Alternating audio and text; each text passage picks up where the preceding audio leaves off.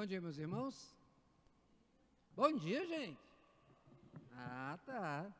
Vamos abrir nossas Bíblias em Apocalipse, capítulo 12. Apocalipse, capítulo 12. Eu vou ler dos versos 1 até o versículo 12. Apocalipse, capítulo 12.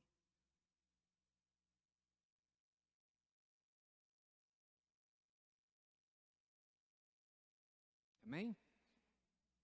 Viu-se grande sinal no céu, a saber, uma mulher vestida de sol, com a lua debaixo dos pés, e uma coroa de 12 estrelas na cabeça, que, achando-se grávida, grita com as dores de parto, sofrendo tormentos para dar à luz.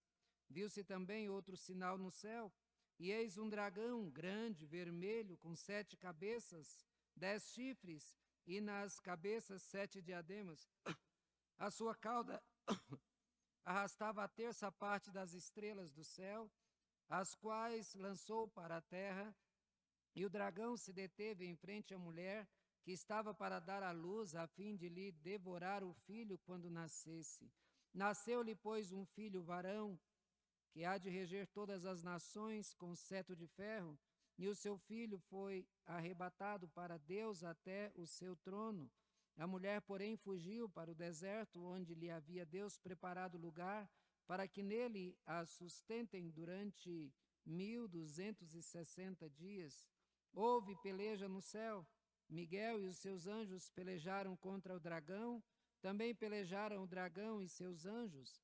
Todavia não prevaleceram, nem mais se achou no céu o lugar deles, e foi expulso o grande dragão, a antiga serpente que se chama Diabo e Satanás, o sedutor de todo o mundo, se foi atirado para a terra, e com ele os seus anjos.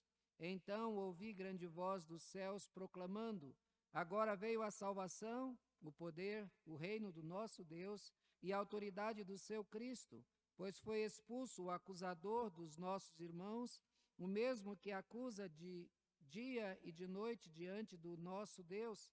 Eles, pois, o venceram por causa do sangue do Cordeiro e por causa da palavra do testemunho que deram, e mesmo em face da morte não amaram a própria vida. Por isso festejai, ó céus, e vós, os que nele habitais, ai da terra e do mar, pois o diabo desceu até vós cheio de grande cólera, sabendo que pouco tempo lhe resta. Vamos orar? Senhor Deus nosso Pai, tendo lido, Senhor, essa palavra, um texto tão forte, uma palavra, Senhor, de aviso, Senhor, para guerras e problemas que enfrentaremos, nós só podemos nos curvar diante de Ti e nos apegar a Ti, porque a Tua palavra diz que já somos vencedores. Fala de uma luta, Senhor, que já é vencida e que o nosso adversário, ele, Senhor, só tem pouco tempo para poder tentar fazer o mal, mas a vitória já é garantida pelo Senhor. Dirija-nos, Pai, nesse momento de estudo, é o que pedimos, Senhor, em nome de Jesus. Amém. Meus irmãos, quando nós ligamos as nossas televisões nessa semana, nós fomos surpreendidos, a guerra começou. Quando a gente olha para a televisão e vê aquelas imagens daquelas cidades ali que estão sendo atacadas, todas parecendo que são desertos, ninguém na rua, não há ninguém, não há como sair nas ruas que você pode ser morto. Carro, tanque passando por cima de outros carros, amassando, coisa terrível, onde a vida não vale nada. A vida do adversário não tem valor nenhum. Mísseis jogados em prédios de gente, prédio onde pessoas moram. E aí, então, se pessoas estiverem lá, eles não estão nem aí. Por quê? Porque eles são inimigos que querem a morte do adversário. Meus irmãos, quando nós falamos de guerra, nós não falamos de uma brincadeira. Quando nós falamos de guerra, nós falamos de um inimigo que quer matar, que quer destruir. Quando nós falamos de guerra espiritual, nós falamos da mesma coisa. Muitas vezes a gente fala que há uma guerra espiritual e que os crentes lutam essa guerra espiritual. Muitos crentes assim, não estou vendo nada. Eu não estou vendo mísseis vindo para minha casa. Eu não estou vendo ataque nenhum sendo desferido contra mim. Eu saio nas ruas tranquilamente, durmo a hora que eu quero, levanto a hora que eu quero, eu vou ao mercado, compro o que eu quero. Eu vou para a igreja, volto para casa, não há uma luta. Meus irmãos, a lição de hoje vai falar de um confronto de poderes. Ela vem falar a respeito de uma guerra que está travada e que ela não está travada de agora, que não começou na quarta-feira ou na quinta-feira, mas de uma guerra que começou lá nos céus. Uma guerra que começou quando Satanás quis o lugar de Deus e ele foi jogado para baixo. Ele foi jogado para a terra e o texto diz: ai de vós que habitais na terra, ai da terra e do mar, pois o diabo desceu até vós cheio de grande cólera, sabendo que pouco tempo lhe resta.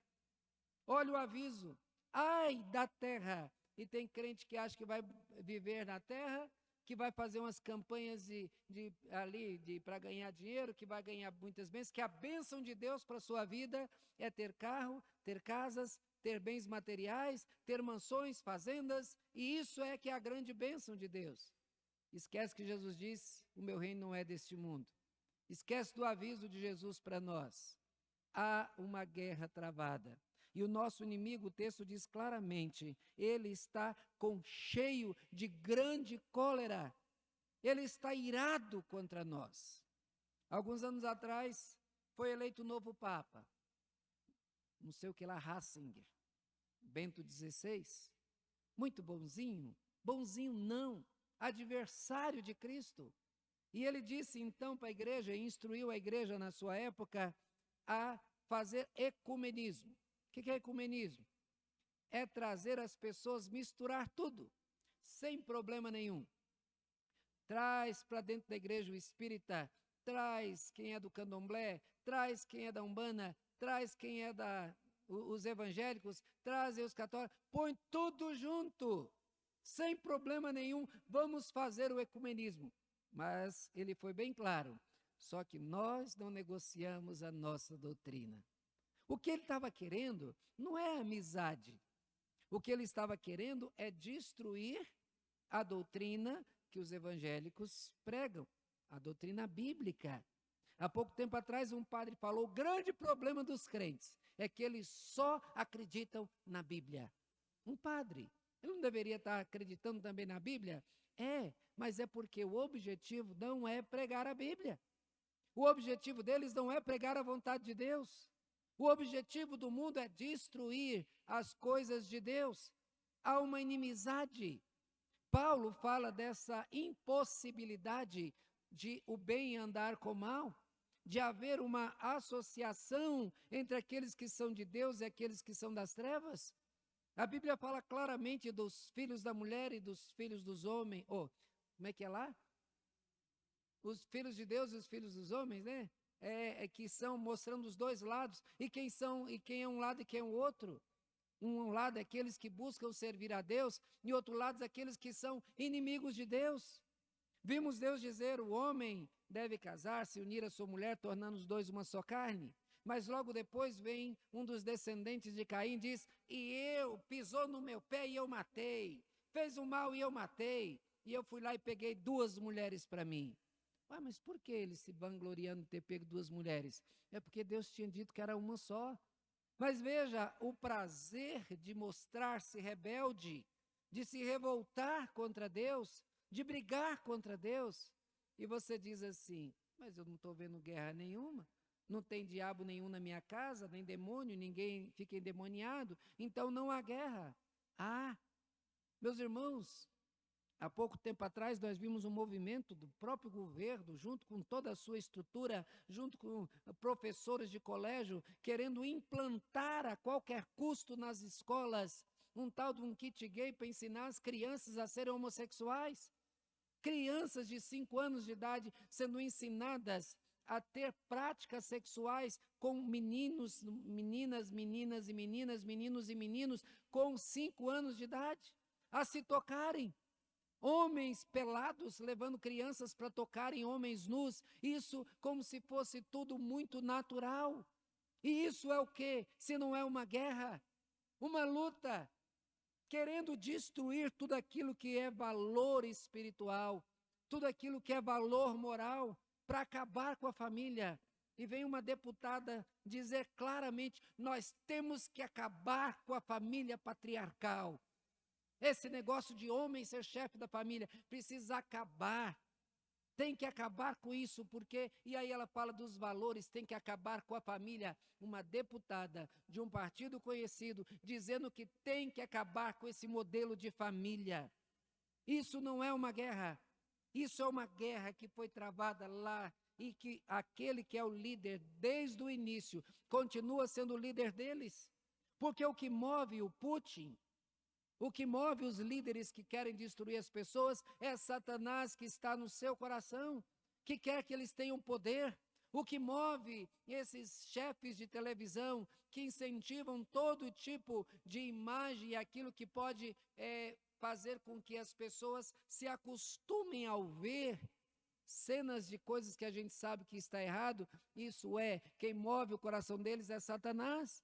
Quem move o coração das pessoas para escreverem artigos, para colocarem sites e tudo mais, que são enaltecimento do pecado e práticas de pecado, é Satanás. E ele vem contra a família, contra os nossos filhos. Os nossos filhos são atacados nos colégios, com todo tipo de doutrina das mais variadas. E aqui e acolá, eles vêm assim como se não quisesse nada e põem um negócio lá que você acha que... Aí de repente, meu Deus, como é que isso está aqui? Como é que isso está sendo ensinado aqui? Como é que isso está sendo dado para o meu filho? Não, aí os pais vão lá, fazem movimentos e aí dá aquele retorno e depois eles tentam novamente, porque eles estão irados, o chefe deles está irado e eles querem destruir a igreja. Vejam, meus irmãos, que o texto aqui do Apocalipse, ele fala de uma mulher grávida, não é Maria que está esperando Jesus aqui, não. Porque no Apocalipse tem algumas figuras que dizem respeito à igreja. Essa figura que é apresentada aqui é a igreja no Antigo Testamento, quando Jesus não tinha nascido ainda, o povo de Deus que esperava o nascimento. Veja que essa criança nasce e é levada aos céus, e essa igreja é levada para um deserto onde ela é sustentada por Deus. E Satanás, então, ele tenta arrastar a terça parte, um terço das estrelas, e aí você vai ver que se refere a Satanás, falando de um tempo passado ainda nos céus, quando ele vem, então, arrasta uma quantidade de demônios juntamente com ele, e aí então vem lutar contra aqueles que são de Deus. Irado. E veja, meus irmãos, que há junto com ele uma quantidade imensa. Se você ver a quantidade de anjos dos céus, são milhares e milhares de milhares. O que quer dizer que são muitos anjos. Agora, se você pega um terço de 3, é quanto? É 1. Mas você pega um terço de 9, é 3. E aí você vai acrescentando, se é um terço de uma multidão, quantos demônios são? Legiões e legiões de anjos. Quando a gente fala de legião, legião era 9.000 soldados, uma legião de soldados romanos, eram 9.000 soldados. E quando Jesus vai lá e expulsa o demônio de um rapaz, quantos demônios haviam? Havia uma legião de demônios naquele homem. Se eu colocar literalmente, ele estava com 9.000, ninguém vai contar a quantidade de demônios que estava nele, mas o que quer dizer que havia ali uma multidão de demônios naquele homem. E quando você vê religiões nascendo, motivadas por espíritos, para falar com espíritos, para buscar orientação de espíritos, os espíritos que eles vão ouvir e que serão orientados é o espírito maligno, não é o espírito de Deus. Aí vem um curandeiro lá fazendo as suas curas. Aí crentes que depois de orar muito e não ter resposta de Deus, correm para buscar curas destes. Não, é um inimigo. Se caso acontecer uma cura, essa cura vai ser para o mal e não vai ser para o bem, porque se você orou e Deus não te curou, você orou pelo seu parente e Deus não curou o seu parente, adore a Deus e morra com a enfermidade, mas não vai buscar cura do maligno. Por quê? Porque vai servir para destruição, porque o maligno não vai curar crente. Oséias 4:12, o meu povo consulta o seu pedaço de madeira e a sua vara lhe dá resposta, porque o espírito de prostituição agiu. E aí ele diz mais, e agindo então, as pessoas se afastam de Deus.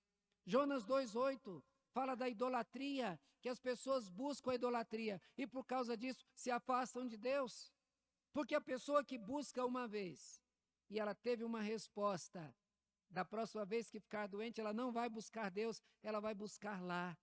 É por isso que Satanás faz milagres, para fazer com que as pessoas abandonem a confiança em Deus. É por isso que há muitos milagres acontecendo aí e não vieram de Deus, mas estão lotando, fazendo com que pessoas creiam em pastores, em homens, em palavras, em situações, em coisas que não vêm de Deus, mas para fazer as pessoas desviarem a atenção do verdadeiro evangelho, da verdadeira palavra, buscando somente aquilo que agrada, que dá conforto. A lição ela vai falar a respeito disso, mostrando que Deus ele revela duro nesta batalha. Ele demonstra para Satanás o seu poder. Quando nós vimos Deus agir, e veja que Deus já estava tudo no seu propósito, nada aconteceu diferente da sua vontade. Lá atrás, mais de 400 anos, quando Deus falou com Abraão, Abraão foi lá, partiu, Deus ia fazer aliança com Abraão, partiu os animais do meio, ele teve a visão, e Deus disse para ele, eu vou levar os seus descendentes para o Egito, e lá eles vão ficar 400 anos, e depois eu tirarei de lá com mão poderosa. E isso aconteceu. Vem Abraão, ele tem um filho, o filho tem 2 filhos, esse filho segue, vai para o Egito, cresce lá, uma quantidade pequena de gente, se torna uma multidão, e depois eles sofrem. E aí então Deus age e liberta. Tudo exatamente como Deus tinha dito. Nada aconteceu diferente. E nós temos que entender isso. A nossa vida está no propósito de Deus. Você é alguém que foi salvo por Deus. Deus, antes da fundação do mundo, já tinha escrito o teu nome no livro da vida. Deus já tinha programado a tua vida. A Bíblia diz que Deus, ele tem no seu controle todos os nossos dias. E nada acontece diferente disso. Deus, ele sabe as lutas que nós iríamos enfrentar e ele já de antemão já preparou aqueles que vão lutar a nosso favor. Porque se existem 1/3 de demônios malignos que querem nos destruir, existem 2/3 de anjos que querem nos proteger. Anjos poderosíssimos, santos e puros, que da parte de Deus podem ser enviados para nos proteger, para nos guardar, se assim o quiser. Mas não é necessário, porque quando diz que todos os poderes das trevas se reunirem contra a igreja, Cristo virá, e aí ele virá fazendo golpes e derrubando, é assim que ele vem? Não, a Bíblia diz que ele vai usar com apenas uma palavra da sua boca, um sopro, com apenas uma palavra, todos os poderes das trevas, todos os inimigos juntos, todos os soldados das trevas, sejam homens, sejam espíritos, todos eles, com apenas uma palavra do nosso Senhor, eles serão destruídos. Por isso nós temos que estar prontos para enfrentar essa batalha, não nos unindo àqueles que querem fazer o mal, não nos associando de maneira nenhuma a qualquer tipo de associação que possa nos fazer desviar do nosso alvo, que é Cristo, o nosso Senhor, fazendo total separação entre aqueles que são de Deus e aqueles que são das trevas. Nós vimos que porque os homens olharam as mulheres e viram que elas eram formosas? Não. A palavra lá diz que elas eram tov. Tov quer dizer boas. Enquanto Deus tinha dito para não se misturarem, para não se casarem, para não se unirem, eles disseram, não, mas elas não são tão más assim não, elas são boazinhas. Não é isso que faz com que a gente se aproxime das pessoas, mesmo sabendo que são do mal, que professam uma religião do mal, que professam seguir a demônios, que sabem disso, e a gente diz, mas é uma pessoa tão boa. Não, não é tão boa. São nossos adversários, que eles podem até serem pessoas agradáveis, vizinhos agradáveis, mas nós temos que saber, eles não são os nossos parceiros, os nossos amigos, eles servem ao inimigo que está irado contra nós e que quer nos destruir. Meus irmãos, a lição fala a respeito de quando Deus agiu no Egito. Se você observar o Egito é o exemplo da ação maligna. Lá no Egito, o Nilo era Deus. Quando Faraó mandou pegar as crianças e jogar no Nilo. Por que no Nilo? O Nilo era uma espécie de uma divindade. Então, o que ele fez com que os egípcios fizessem como se fosse um culto? Peguem os bebês lá desse povo que está aí nos atrapalhando, esse povo de Israel aí, pegue os bebês e faça uma adoração ao Nilo, jogue os bebês deles no Nilo. Então o povo foi movido não como um ato de violência para o povo de Israel, mas como um ato de culto ao seu Deus. Se você vê as imagens que tem lá dos deuses do Egito, eles têm cara de cachorro. Alguns deles lá têm corpo humano com cara de cachorro. Eles adoravam o cachorro. Quando eles adoravam touros, morria o touro, eles embalsamavam o touro, colocavam lá no lugar muito bonito, colocavam um verdadeiro tesouro, tanto é que o pessoal, quando acha aquelas tumbas, acham lá muito ouro, e colocavam pessoas juntos deles, vivos, servos vivos, e fechavam a tumba, e aqueles servos ficavam lá. E para quê? Para que o tesouro e para que os servos? Para quando ele voltasse à vida, ele voltasse rico e com gente para servi-lo. Veja, colocar cerca de 20, 30 pessoas para estarem lá para morrerem ao lado de um touro. Por quê? Demônios que não valorizam a vida. Como esse Putin que atira em prédios de gente, não mudou nada. E Deus então agora age num povo que adora o crocodilo, que adora rã, que adora sapo, que adora gato, que adora um monte de coisas, só não adora Deus. Há pouco tempo atrás, um grande tsunami atingiu um país, se não me engano, a Indonésia, não sei, um país lá. E aí a gente fica muito triste com isso. Uma grande onda que veio e matou não sei quantas mil pessoas. A gente fica, o coração nosso, nós temos o amor de Deus no nosso coração e a gente se comove com aquilo. A gente se dói com aquilo. E a gente então não gostaria que aquilo acontecesse. Mas naquele país, se não me engano, é a Indonésia, vou falar como sendo a Indonésia, onde não se pode adorar a Deus. Se um crente for lá e se identificar como crente, ele é morto. Por quê? Porque fala de adorar a Deus. Mas lá existem templos para ratos. Uma vez um missionário veio e trouxe umas imagens que ele tirou de lá, na sua caminhada lá, e mostrando o seguinte, o grande privilégio do sacerdote que pode se sentar em bacias cheias de rato, pretas de rato, e o privilégio que só ele tem de poder se alimentar junto com os ratos. Coisas terríveis, um grande ato de adoração. E aí então vê Deus levantar uma grande onda e matar uma quantidade grande de gente que se nega a adorar a Deus, que adora rato, que adora uma quantidade na Índia, se não me engano, são mais de 300 mil deuses, mas Deus não pode ser adorado. E aí então vem terremotos, vem fome, vem isso, e a gente fica com dó. Isso é a mão de Deus contra um povo rebelde. Deus se levantou contra o Egito, que era um povo rebelde. E Deus disse para Moisés, Moisés, eu vou te levar, mas Faraó não vai te deixar ir. Pessoal, Moisés ouvindo um negócio desse, mas Deus, o Senhor está me mandando ir contra a nação poderosa.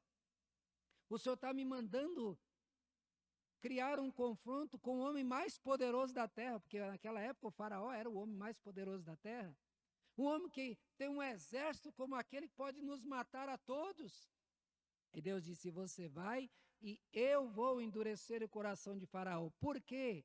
Porque eu quero pesar a minha mão sobre eles, para que todos saibam que existe um Deus. As pragas foram um propósito de Deus. Quando Deus chamou a Moisés, ele mandou que ele enfiasse a mão no peito, saiu o leproso, que jogasse vai fazer sinais e mostrar que eu sou Deus. Deus queria se revelar a um povo que adorava pedaços de pau, pedra e coisas que eles mesmos criaram. Veja, e aí então ele vai lá, ele tem esse confronto. O Nilo, que era o Deus, vira sangue. Por que Deus agiu na água? Porque a água para eles era Deus. Aí você vê então acontecer tudo aquilo. Até hoje, na Índia, a vaca é considerada mama vaca. É uma entidade espiritual. A ave vício, a vaca, se for indiana, e de repente uma vaca entrar na sua casa e der aquela cagada bem no meio da sua sala, você é uma pessoa abençoada. Coisas ridículas, mas é o que eles creem. E esse povo está lá e continua estando lá e vivendo do jeito que querem viver. E a gente fica com pena das coisas que acontecem. Deus agiu para mostrar: há uma guerra, há uma luta. E eles matam crentes porque eles odeiam crentes. E sabe por que odeiam crentes? Porque os crentes vai lá e dizem: só existe um Deus. E porque só existe um Deus, tem que ser mortos. Veja que não há problema de convivência entre as religiões. Só há problema de convivência com o cristianismo. As outras religiões se juntam. Qual o problema que tem a Seixonoe ficar junto com o espiritismo? Nenhuma. Seixonoe diz que a paz se consegue fazendo ikebana. Ikebana é que eles pegam a argila e pegam umas florzinhas ali e faz uns arranjinhos bonitinho. Se você fizer 1000 ikebana, você encontra a paz. Aí você vai ver o budismo, você fica lá, o pessoal não sabe fazer conta, né? Só fica nessa, né? E fica lá meditando, e aí eles conseguem a paz. Ou seja, a paz que eles querem são conseguidas com atos humanos, com atitudes repetitivas. O japonês também diz que se você fizer o tsuru, é um papelzinho dobrado, que vira um pássaro dobrado, se você fizer 1000 daqueles, você encontra a paz. Você vai fazendo papel, vai dobrando, vai dobrando, vai dobrando, você esquece do mundo, você encontra a paz. Tu se esquece, os problemas continuam lá. Só Jesus Cristo pode dar a paz verdadeira, porque Ele dá a paz com Deus, e a paz com Deus é a verdadeira paz. As outras coisas, elas não oferecem paz de verdade, religiões não oferecem paz de verdade, porque elas servem a Satanás, e Satanás não dá paz para ninguém. Moisés então vai e atua diretamente na fonte de poder. Veja, meus irmãos, como é que Deus é maravilhoso. Deus fez uma promessa para Abraão que Deus multiplicaria o seu povo. Volto aqui à questão da bênção de Deus e do modo de Deus abençoar. Deus tinha dito que faria daquele povo uma grande nação e que os levaria para uma terra perfeita, mas Deus deixou que eles ficassem no Egito. Se você ler a Bíblia, você vai ver que a Bíblia constantemente ela cita o Egito e a Babilônia como sendo essa terra, esse mundo. Simbolicamente, o Egito é esse mundo com seus prazeres, com suas idolatrias, com seus pecados. A Babilônia também é um exemplo, um tipo de mundo com seus pecados, com suas idolatrias, com as suas perversões. E aí então você vai ver dizendo a respeito da Babilônia: sai dela, foge dela. Aqui a gente vê o povo de Deus sendo levado para o Egito. E eles moraram no Egito? Eles foram levados para a terra de Gósen. Era uma terra afastada, para mostrar que o povo de Deus não pode estar junto com eles. Se você observar como que a proposta do culto oferecida pelo faraó é totalmente diferente daquilo que Deus queria que seu povo fizesse. Até preguei um tempo atrás aqui a respeito também. Quando Moisés chega e diz: liberte o meu povo, para que sirva a Deus distantes daqui, ou seja, é fora daqui. Deus não vai ser adorado aqui, aqui não é o lugar. Ele diz: não, primeiro vocês servem aqui, junto com o mundo. Não, não é aceitável. Vocês vão, mas deixem as crianças. Diz: não, o culto tem que ser com todas a família inteira. Então vocês vão e deixam os seus bens. Não, porque para o meu culto, os meus bens estão envolvidos no meu culto. Não tem como um crente não envolver os seus bens. A causa do evangelho também envolve doação, envolve fidelidade no dízimo, envolve... Está ligado, mas a proposta de Satanás é essa, não envolva os seus bens, foi a proposta do faraó. Então veja, irmãos, a proposta do mundo é um culto que foge completamente à adoração a Deus. É uma adoração misturada. É a adoração que falei do Papa Bento XVI. Não, pode trazer e mistura tudo. Por quê? A Síria. Se você observar o que aconteceu com a Síria primeiro veio e levou as 10 tribos de Israel. E elas desapareceram. Por que as 10 tribos desapareceram? Matou todo mundo? Não. Mas eles misturaram. Seguinte, vou colocar esses 4 aqui. Eu vou pegar esses 4, eu sou um exército poderoso, eu venci os 4, aí eu vou pegar as famílias desses 4, cada um tem a sua história, a sua religião, os seus costumes. Mas eu vou fazer o seguinte, vamos pegar esses 4, tira da sua terra para perder a identidade, põe numa outra terra e mistura. A família do Márcio vai casar com a família do Rodrigo, e com a família do Paulo, e com a família do Alexandre, e aí vai, depois eles pegam daqui, põem para lá, e mistura com outros. Em pouco tempo acabou. Acabou a cultura, acabou a língua, primeiro que ele impõe a sua própria língua, e ninguém mais tem terra. Essa a proposta do mundo nessa guerra, misturar para perder identidade. É por isso que o crente tem que se afastar do mundo para não perder a identidade. Os judeus, depois que eles já aprenderam com os sofrimentos que eles passaram, eles foram expulsos da sua terra. Passaram muitos anos expulsos. Em 1950 ou 48, se não me engano, eles voltaram. Houve um acordo e eles voltaram para a terra deles. E eles continuavam falando, a maioria deles, continuavam falando a língua deles, continuavam com seus costumes, porque eles aprenderam, nós não podemos nos misturar. Ou seja, a casa de um judeu, eles fazem os seus cultos do judaísmo, eles falam a sua língua, todos falam a sua língua dentro da casa, entre eles não falam nunca na língua do país onde eles estão, com os seus familiares. Com os familiares falam a sua língua. Então, esse é um exemplo claro que a gente tem de que nós devemos fazer o mesmo, não nos misturando. E a gente se mistura facilmente. Se você deixa lá o Nordeste e vai para o Sul, lá você fala o né? As palavras com leite, fala a letra E pelo I. Lá no Sul, é leite quente da dor no dente. Aí você acha estranho falar desse jeito, né? É esquisito. Aí te deixa lá 6 meses no meio deles, daqui a pouco você está falando o E em vez do E. Aí daqui a pouco você... Porque a gente se adapta facilmente. Em relação ao mundo, não pode haver essa adaptação. Nós somos diferentes, o caminho é diferente, a direção é diferente, o alvo é diferente. Enquanto um vai para a morte, o outro vai para a vida, um vai para o céu, o outro vai para o inferno. Não há como caminharmos juntos, não há como ter sociedade. O povo então vai, é levado para o Egito, e o que acontece no Egito? A palavra de Deus se cumpre. Deus não disse que faria deles uma grande nação? A gente fecha Gênesis e a gente vê 74 pessoas. A gente vira a página do Gênesis e entra no Êxodo. São quantas pessoas? Moisés sai do Egito com cerca de 600 mil homens. Agora o seguinte, ter filho era uma bênção esperada e desejada. Então, as mulheres tinham quantos filhos elas poderiam ter. O negócio era ter filho, era crescer.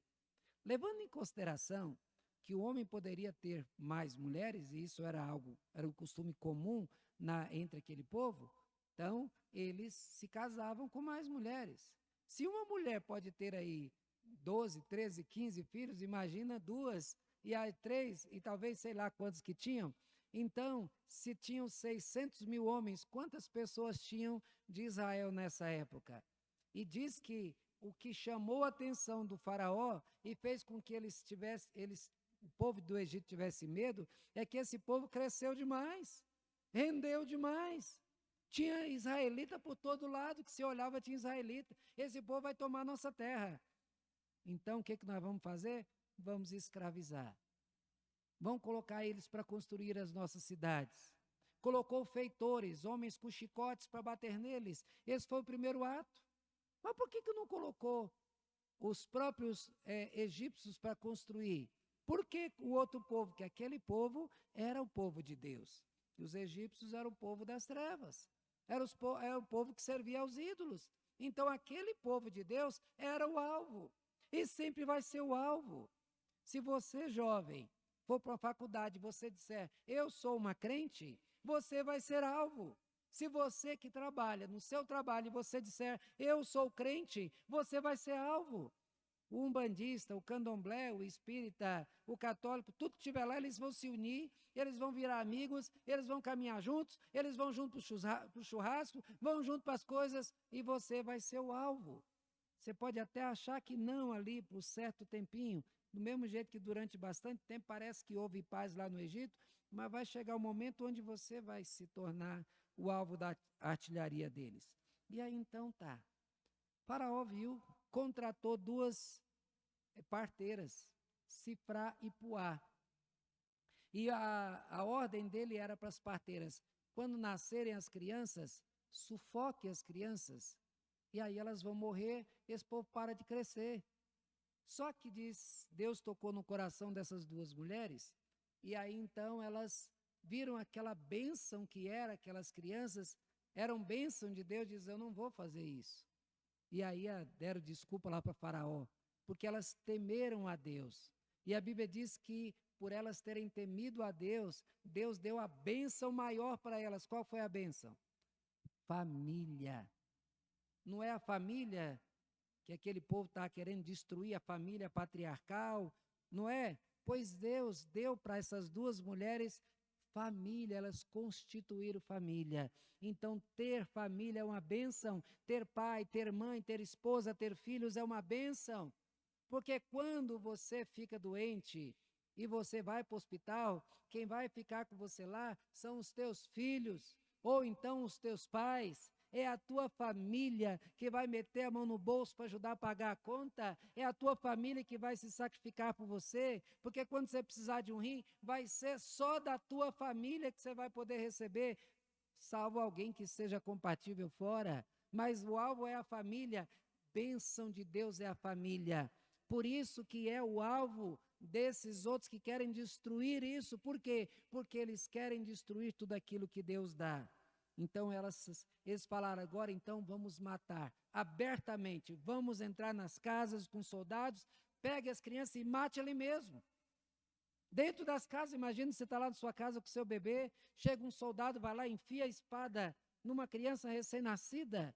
Que atrocidade terrível. Interessante que eles matavam meninos. Eles estavam lá para matar crianças do sexo masculino. Chegava lá, era um bebê, enfiava a faca e matava a criança ali mesmo. Agora imagina essas pessoas trabalhando, obrigadas a trabalhar, para um rei que acabou de matar os seus próprios filhos. E aí então, isso provocava revolta, tristeza, e lá o chicote comendo lá, diz que eles gemeram diante de Deus. E Deus ouviu o seu clamor. Eles não gritaram, não. Eles gemeram de dor, eles sofreram o sofrimento do trabalho, o sofrimento da dor, da perda dos filhos, da perseguição que sofriam. Então veja, esse combate existia lá no passado, esse combate existe hoje. Não ache você que as pessoas serão amiguinhas tuas durante muito tempo, se você for uma pessoa sincera diante de Deus. Quando elas mentirem, você chegar para elas e dizer, não pode mentir, porque está errado. Aí uma mulher vai lá e trai o marido, diz, não pode trair o marido, porque isso é contra a vontade de Deus. Ah, mas não vai demorar muito, você vai ser deixado de lado e você vai se tornar o alvo. Quando você agir como testemunha. 1 Pedro 2,9, vós, porém, sois nação santa, sacerdócio real, povo de propriedade exclusiva de Deus, a fim de proclamar as virtudes daquele que vos tirou das trevas para a sua maravilhosa luz. Vejam, meus irmãos, que Deus ele te chamou para ser testemunha. O que a testemunha faz? Ela conta o que viu, conta o que experimentou. Teve um acidente, quem foi testemunha? Fui eu. Não, o negócio vinha daqui, vinha de lá e aconteceu, bateu. Testemunha para contar o que viu. Deus, antes da fundação do mundo, ele te escolheu para fazer de você testemunha. E o que você tem que testemunhar é o que Deus fez na tua vida. Deus poderia mandar anjos, mas ele não mandou anjos, porque os anjos não foram salvos. Os anjos não podem falar de uma experiência que eles não tiveram.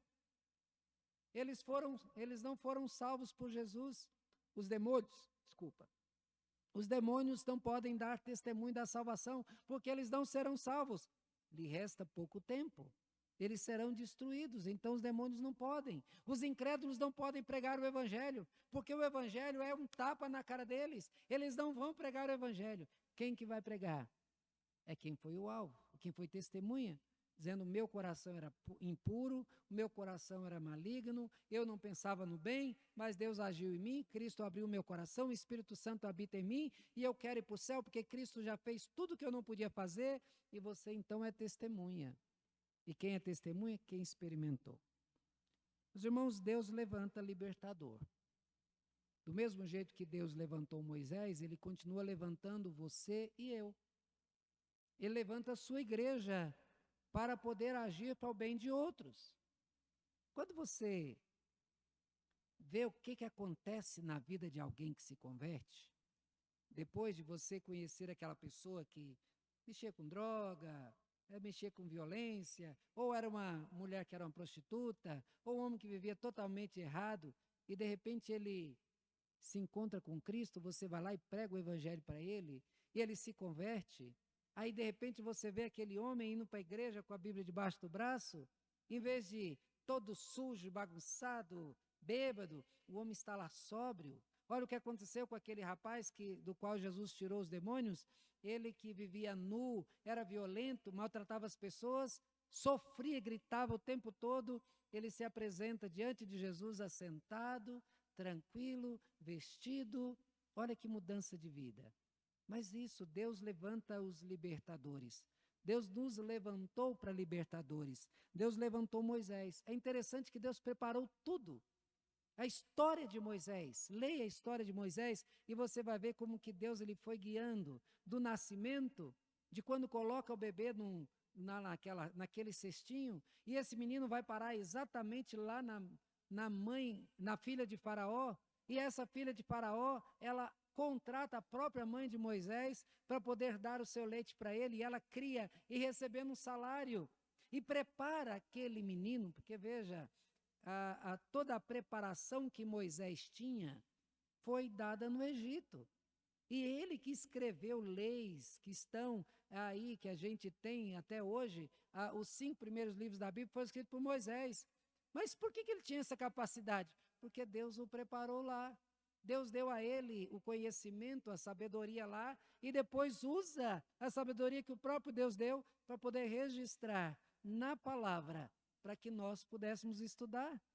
A ação libertadora com o homem que foi guiado por Deus na sua história, para poder então assumir o seu papel de libertador. O evangelho é para quê? É para libertar pessoas. E conhecereis a verdade, e verdade vos libertará. Se uma pessoa diz que é crente, mas ela quer viver no mundo, no pecado, quer viver no costume do mundo, ela demonstra que ela não é um crente, porque o crente ele vai perceber esse confronto e vai querer tomar a posição do lado de Deus, a menos que a pessoa ainda não faça parte do povo de Deus. Mas a ação de Deus é contra o Egito e seus deuses, foi naquela época, e é hoje contra aqueles que ainda servem aos deuses e aos ídolos. É muito comum, não sei se você já passou por essa experiência, de tentar pregar para um idólatra.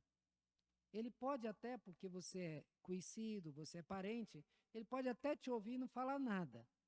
Ele não vai brigar com você. Mas ele vai ouvir, quando você vira as costas, ele vai lá voltar para o ídolo dele. Há sim aqueles que se convertem. Uma irmã contou que a sogra dela era idólatra e ela sempre falava, até chegou o dia que ela disse, e agora o que eu faço com isso aqui? Eu vou dar para alguém porque eu não quero mais. Não, joga fora. Destrói isso, não tem utilidade nenhuma. Ou seja, quando é claro, do mesmo jeito que o idólatra pode se converter, também aqueles que pecam dos piores pecados que a gente, aos nossos olhos, qualquer pessoa pode se converter se Deus agir no seu coração. Não existe pecado que não possa ser perdoado. O sangue de Cristo os purifica de todo pecado. E nós temos que pregar. E como diz aqui que a ação de Deus foi contra o Egito e seus deuses, a pregação do Evangelho é contra a moral desse povo. Ou melhor, contra a falta de moral. Eu estava vendo uma pessoa falar contra aquele homem moralista.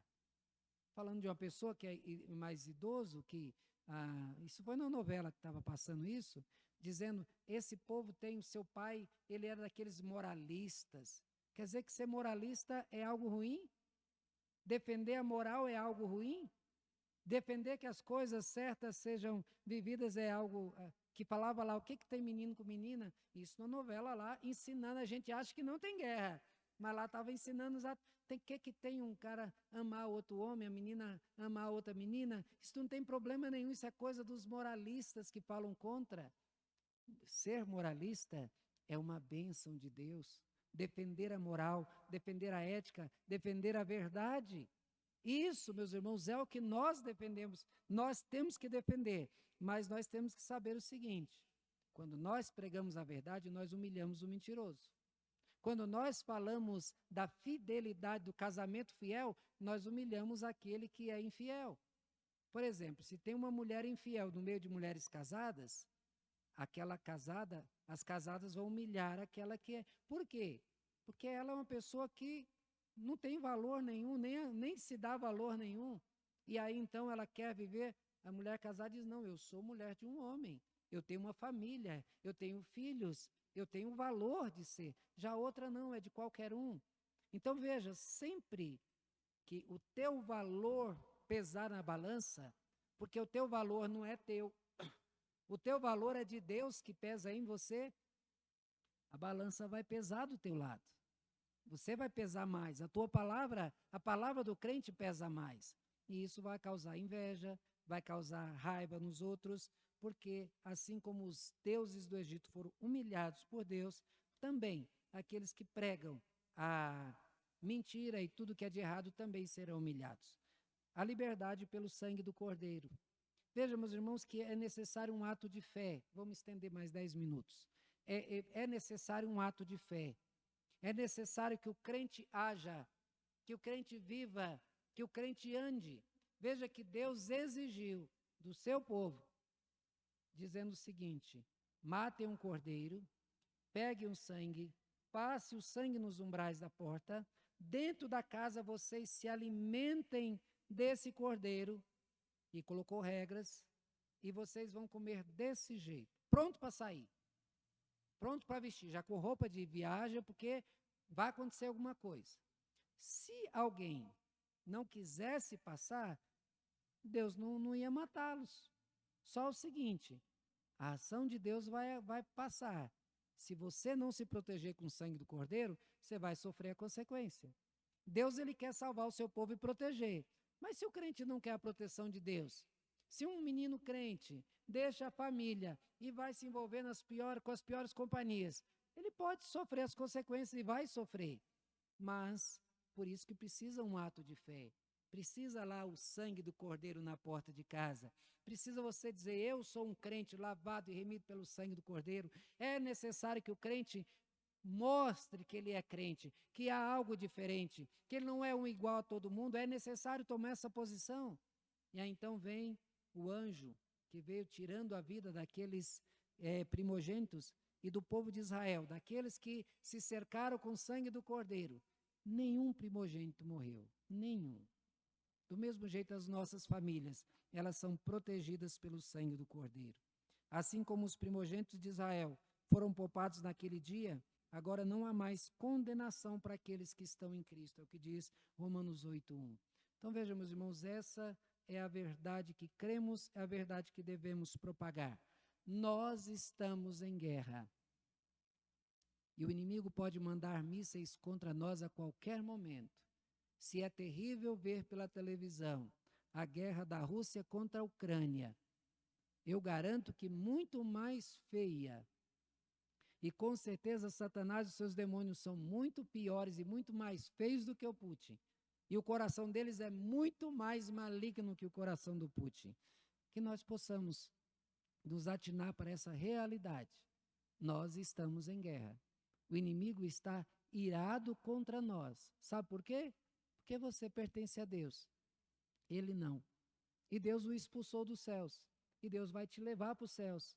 Então ele não quer que você vá para onde ele sabe que é o melhor dos lugares. Ele quer mostrar para as pessoas que o melhor lugar é o inferno. Mas lá será um lugar de tormento para aqueles que forem, mas para Satanás também. Que tenhamos esta consciência e que vivamos em santidade para o nosso Deus. Amém? Que Deus abençoe.